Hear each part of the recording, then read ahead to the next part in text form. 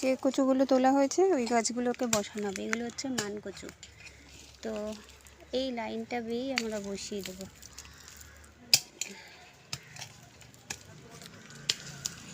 অনেক দিন পর জমিতে নেমে এই কাজগুলো করা হচ্ছে। তো এই কাঞ্চন গাছটাকে বসানো হলো, তোলা ছিল অনেক দিন, এটা মাই বসালো।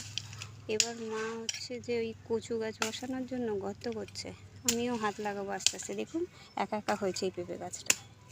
তো বুঝতে পারছি না এখানে জল জমে কি না। তাহলে যদি জল জমে আমি জানি না, মা দাদা বলতে পারবে। আমি তো এখানে 8 মাস হলো এসেছি শিফট হয়ে।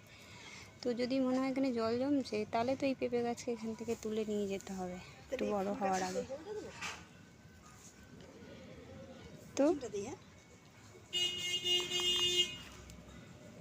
না, ফুল গাছ ঠিক জায়গাতেই আছে, থাকুক।